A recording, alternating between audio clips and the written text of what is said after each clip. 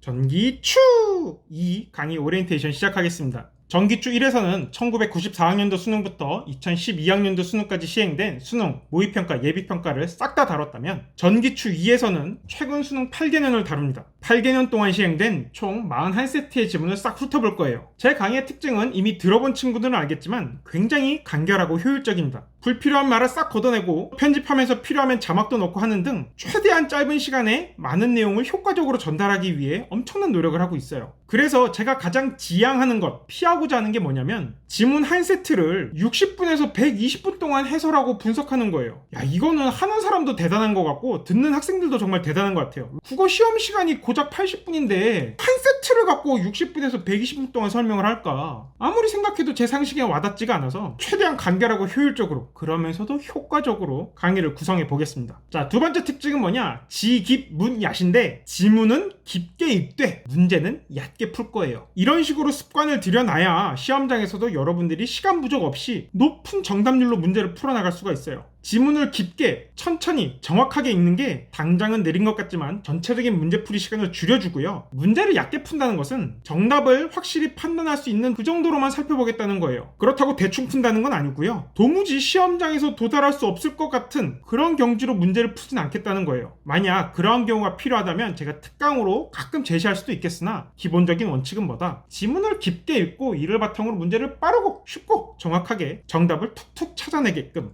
그렇게 풀어보겠습니다. 와! 수강 대상은 당연히 1차적으로는 수능 수험생이고요. 2차적으로는 기초가 부족한 리트 수험생이 들어도 좋습니다. 수능 시험이 워낙 난이도가 높아져갖고 리트 대비하시는 분들이 기초로 보기에 괜찮아요. 물론 이런 얘기하면 나는 피셋 치는데 전기추 들어도 괜찮을까요? 라고 묻는 분들이 있을 수도 있는데 피셋 준비하신다면 전기추 1만으로 충분해요. 이것만 열심히 들으세요. 자, 이 강의 교재는 PDF 교육과정 평가원에서 제공하는 그 시험지 거기에 제가 직접 풀 거예요. 그러니까 여러분들은 그거 출력하셔서 보셔도 되고 아니면 여러분 다들 기출문제집 한 권씩 갖고 있잖아요. 그거 펼쳐놓고 제 강의 들으셔도 돼요. 여러분들이 갖고 있는 기출문제집 어떤 걸 받든 간에 제 강의에서 뭔가 얻어가는 게 있을 거예요. 확인하고 싶다면 제가 맛보기 강의를 올려둔 1강 2013학년도 수능 21에서 24번 지문 이거 보시고 여러분들이 갖고 있는 해설이랑 비교해보세요. 저도 이 강의를 준비하기 전에 시중에 해설서를 여러 개 살펴보거든요. 좀 뭔가 희뿌옇게 설명해 놓은 것들 제가 아주 말끔하게 해설하는 게 있을 겁니다. 전기추 강의 신청하지 않더라도 이 맛보기 강의만큼은 꼭 듣고 가세요. 분명히 얻어가는 게 있을 겁니다. 자, 전기추 1과의 관계는 어떠냐? 이거 수강하지 않았어도 전기추 듣는데 무리가 없도록 제가 강의를 진행할 겁니다. 강의라는 게 내적 완결성이 있어야 되니까요. 다만 전기추 1을 공부하고 전기추 2를 듣는 분들은 분명히 시너지 효과가 있을 거예요.